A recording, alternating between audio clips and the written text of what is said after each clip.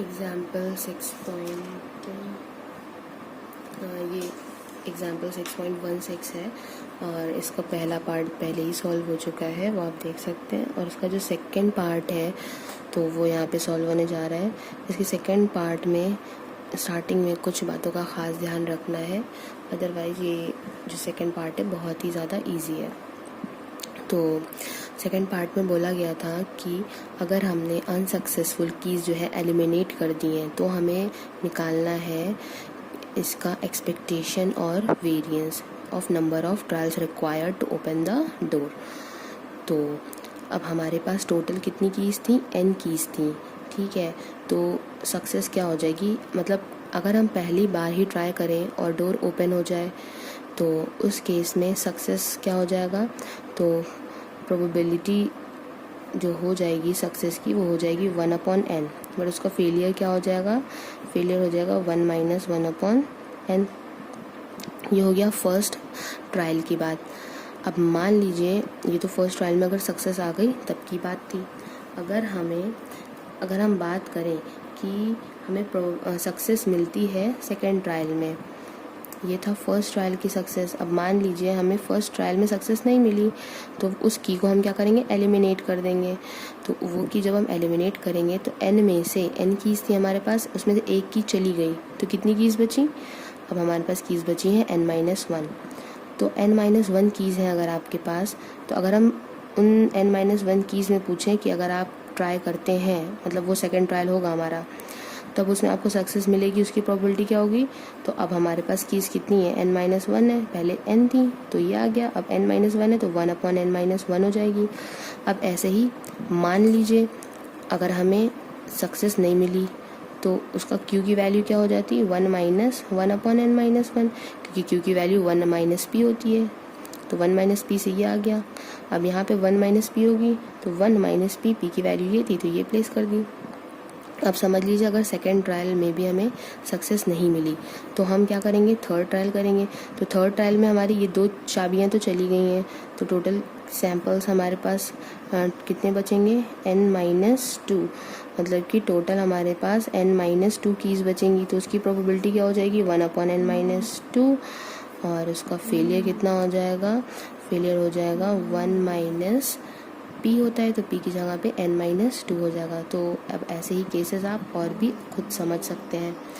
अब यहाँ पे हमें निकालना था कि प्रोबेबिलिटी ऑफ सक्सेस, अब हमें मतलब वही एक्सपेक्टेशन हमें निकालना है। तो इसके लिए हम देख लें कि अगर जैसे फर्स्ट केस में हमें सक्सेस मिली है तो उसकी प्रोबेबिलिटी ये है, बट अगर हमें सक्सेस मिल रही है सेकेंड ट्रायल में, मतलब कि probability of first success in second trial, तो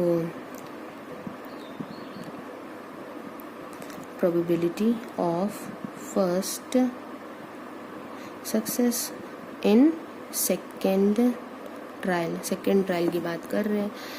तो मतलब कि पहले ट्रायल में तो फेलियर आया होगा तो फेलियर की प्रोबेबिलिटी पहले ट्रायल वाली क्यों रखी जाएगी, और सेकेंड ट्रायल में हमें सक्सेस मिली होगी तो सेकेंड वाले का हम p रखेंगे, ठीक है।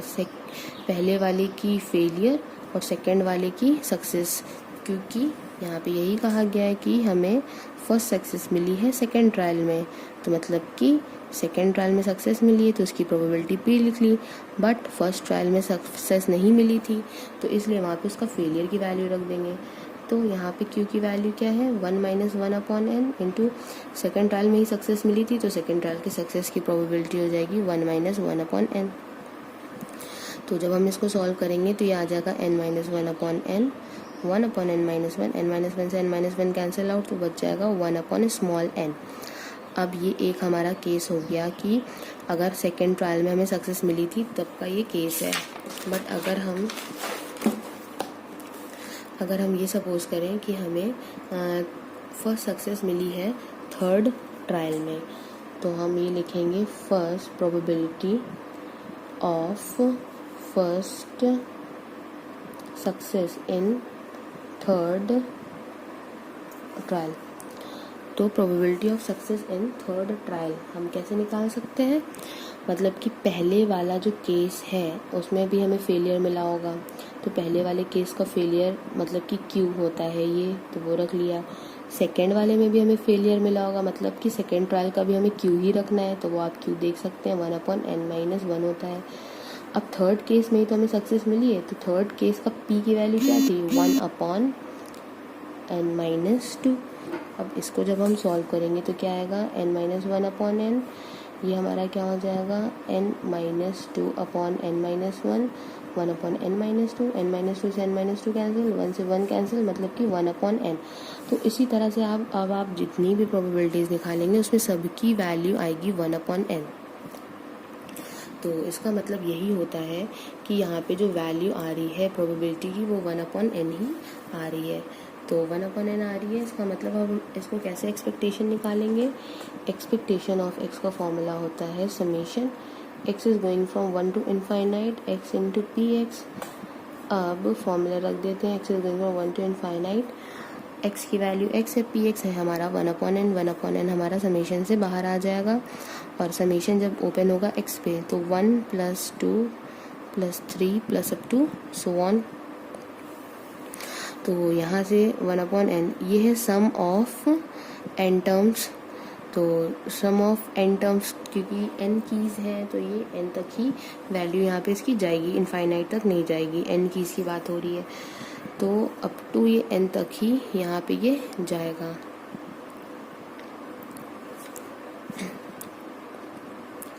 तो सम ऑफ n टर्म्स का फॉर्मूला होता है n+1/2, n+1/2। अब यहाँ से ये n से n कैंसिल आउट हो गया, n से n कैंसिल आउट हो गया, तो इसका मतलब सिर्फ बचता है हमारे पास n+1/2। ये आ गया हमारा एक्सपेक्टेशन ऑफ x। अब हमें निकालना है वेरिएंस ऑफ x, तो वेरिएंस ऑफ x का फॉर्मूला होता है एक्सपेक्टेशन ऑफ x का square minus expectation x whole square. अब हमें निकालना है एक्सपेक्टेशन x स्क्वायर, तो एक्सपेक्टेशन x स्क्वायर का फॉर्मूला होता है summation x is going from 1 to n x square into P X की वैल्यू है 1/n, 1/n निकाल लेते हैं बाहर। जब ये इस पे x स्क्वायर पे एक्सपेंड होगा तो आ जाएगा 1 square, 2 square, 3 square up to n square. अब ये sum of square of n terms है, इसका फॉर्मूला होता है n+1 2n+1/6, ये फॉर्मूला होता है इसका। तो अब इसको सॉल्व करेंगे तो ये आ जाता है हमारा n+1 2n+1/6। अब ये वैल्यू हम इन में प्लेस कर देते हैं, variance of x n+1 2n+1/6 minus expectation x का होल स्क्वायर, मतलब इसका होल स्क्वायर, तो n+1 whole square divided by 4 हो जाएगा। अब यहाँ से सॉल्व करने के लिए हम इसे कॉमन ले लेते हैं n+1, और डिनोमिनेटर में हमारा कॉमन क्या आ रहा है 2, अंदर बचता है 2n+1/3 माइनस n+1/2। अब इसको हम इजीली सॉल्व कर सकते हैं। इसको जब हम सॉल्व करेंगे तो इसका जो फाइनल आंसर है हमारा वो आ जाएगा n+1/2 एंड ब्रैकेट में वो आ जाएगा हमारा n-1/6। तो इसको अगर आप और फर्दर सॉल्व करना है, इसको अगर आपको और फर्दर सॉल्व करना है तो यहाँ पे आप क्या कर सकते हैं, मल्टीप्लिकेशन है तो n² - 1, क्योंकि ये a + b a - b का फॉर्मूला यहाँ पे लग जाएगा, n² - 1 एंड 6 2 12 हो जाएगा। बस ये हो जाएगा हमारा आंसर।